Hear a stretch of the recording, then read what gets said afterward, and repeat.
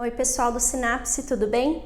Para a gente encerrar a parte de termoquímica, ficou faltando a gente falar um pouquinho sobre energia de ligação, que é a terceira maneira que a gente vai ver de como eu posso calcular a variação de entalpia aí da nossa reação, certo? Então, só lembrando, a gente viu que a gente pode calcular essa variação através de calor de formação e através aí de lei de Hess. A terceira maneira para a gente fazer isso é quando a gente fala sobre a energia envolvida aí nas nossas ligações. Por definição, energia de ligação seria aí a energia necessária que uma ligação química ela precisa absorver para que ela possa ser rompida. Mas vamos pegar e entender o porquê que esse processo ele precisa absorver energia. Então, aqui nesse gráfico, eu coloquei para vocês um gráfico indicando aqui a variação aí de energia do nosso sistema e a distância entre os átomos. Quando a gente viu a parte de ligação química lá atrás, eu falei para vocês que os átomos eles se ligavam para adquirir estabilidade, certo? Em química, estabilidade é sinônimo aí de conteúdo energético baixo. Como assim? Vamos pensar nos estados físicos, sólido, líquido e gasoso. Quando a gente pega os átomos no estado sólido, eles estão próximos ali uns dos outros, quase não tem agitação e a organização do nosso sistema é grande. Então a gente fala que são ali átomos bastante estáveis. Já quando a gente pega esses mesmos átomos, se eles estiverem no estado gasoso, o que acontece? Um gás, os átomos ou as moléculas estão em constante movimento, alta energia cinética. Quando isso acontece, o que a gente tem que pensar? Esse meu sistema, como os átomos estão com maior movimentação, a estabilidade acaba sendo menor. Então, estado gasoso, menor estabilidade, estado sólido, maior estabilidade. Onde que o conteúdo energético é menor? No estado sólido. Por isso que eles têm maior estabilidade. O mesmo acontece lá quando a gente pensa no estado gasoso em relação ao aumento de energia.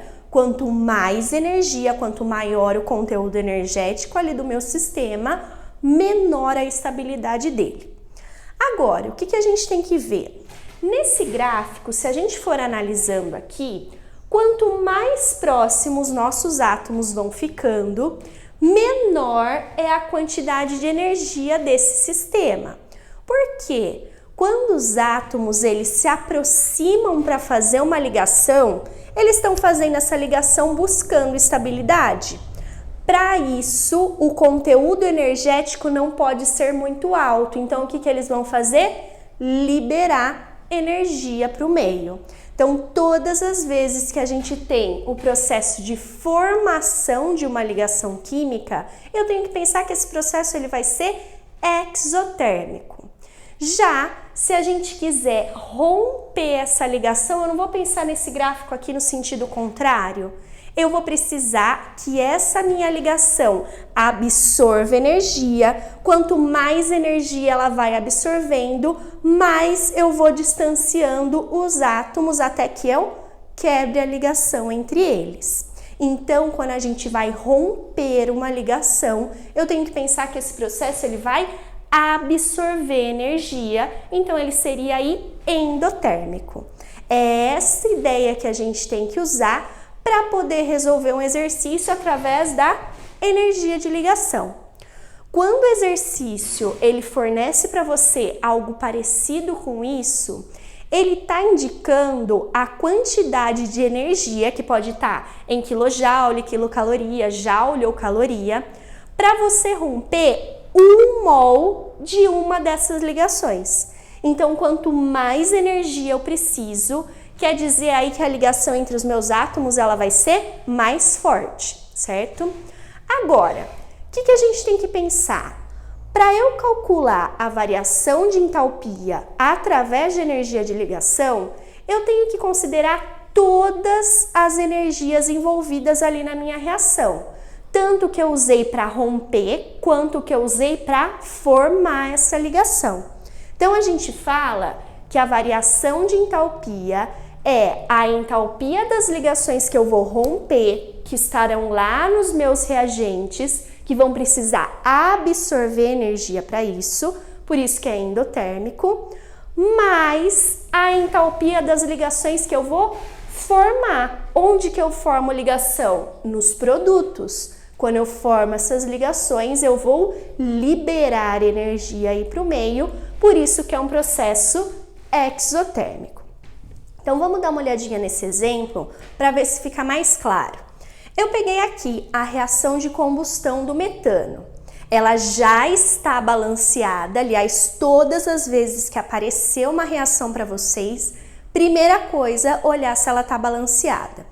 E eu quero saber a variação de entalpia desse processo.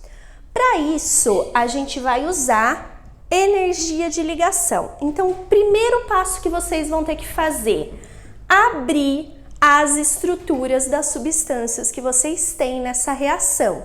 Então, vai precisar lembrar da parte de ligação química que a gente viu lá atrás. Lembrando que você não precisa decorar quantos elétrons cada átomo tem na camada de valência para ver qual é a ligação que ele vai fazer.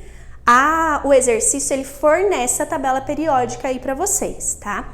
Então, por exemplo, o carbono ele precisa fazer 4 ligações. Ele vai fazer 4 ligações simples com o hidrogênio. Lembra que essas representações que eu coloquei aqui é porque essa estrutura ela é tridimensional, a geometria dela é tetraédrica, certo? Já o O2 ele vai precisar fazer 2 ligações para ficar estável, então cada O2 vai ter uma ligação dupla com outro oxigênio.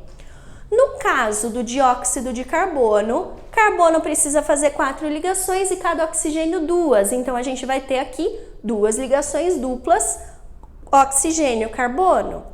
E no caso da água, o oxigênio precisa fazer 2 ligações e cada hidrogênio uma. A gente tem aqui essas estruturas. Então, o primeiro passo, abrir todas as estruturas que vocês têm aí na reação. Vai ter exercício que já vai dar assim bonitinho para vocês. Vai ter exercício que não, que ele vai dar dessa maneira aqui. Agora, a gente vai calcular toda a energia que eu vou precisar absorver para quebrar todas essas ligações. Então, por exemplo, aqui no metano, a gente tem ligação de que tipo? Carbono, hidrogênio. Quantas ligações carbono e hidrogênio eu tenho? 1, 2, 3, 4. Então, eu vou ter que quebrar essas 4 ligações. Cada uma precisa aí de 413 kJ para ser quebrada. Como eu tenho 4 delas, eu fiz esse valor vezes 4, que deu 1.652 kJ. Agora, no O2, eu vou precisar quebrar 2 ligações aí duplas. Uma para essa e outra para essa molécula. Então, por isso que eu vou fazer 2 vezes 494 kJ, que vai dar lá os 988. Essa daqui é a quantidade total de energia que os reagentes vão precisar absorver para poder quebrar aí todas as ligações que a gente tem, certo? Então, somei tudo, 2.640 kJ. Agora, eu vou fazer a mesma coisa para os produtos. No CO2, eu tenho 2 ligações carbono dupla oxigênio. Então, eu vou fazer aqui vezes 2. Cada uma 804 kJ, multipliquei aqui por 2. Já no caso da água, eu tenho ligação hidrogênio-oxigênio. Quantas ligações no total? Eu não tenho 2 por molécula, então no total são 4 ligações que eu vou precisar romper. Por isso que é importante o balanceamento. Cada ligação oxigênio e hidrogênio, 463 kJ. Fiz aqui vezes 4. Agora, o que a gente tem que ver? Eu somei toda essa energia, só que eu tenho que pensar que essa energia ela vai ser liberada durante a formação dessas ligações. Por isso que nesse caso eu coloquei aqui o sinal negativo. Essa parte que é importante. Você vai calcular as energias, vai somar tudo do reagente e tudo do produto. Só que no reagente eu vou precisar absorver calor para poder romper essas ligações, então esse valor é positivo. Já nos produtos, eu vou precisar liberar essa quantidade de energia para formar essas ligações. Então, esse valor aqui ele vai ser negativo. ΔH não é a entalpia das rompidas mais a entalpia das formadas? Entalpia das rompidas, entalpia das formadas. A hora que a gente soma tudo isso daqui, quer dizer que a reação global libera 820 kJ para cada mol de metano.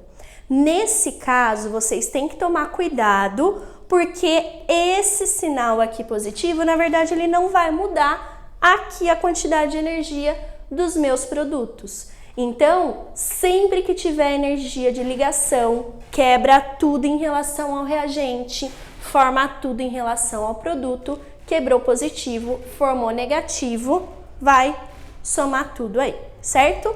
Então, a gente encerra aqui a nossa parte de termoquímica, lembrando que vocês têm que observar aí os dados do exercício para ver se vocês vão calcular a variação por calor de formação, lei de Hess ou energia de ligação.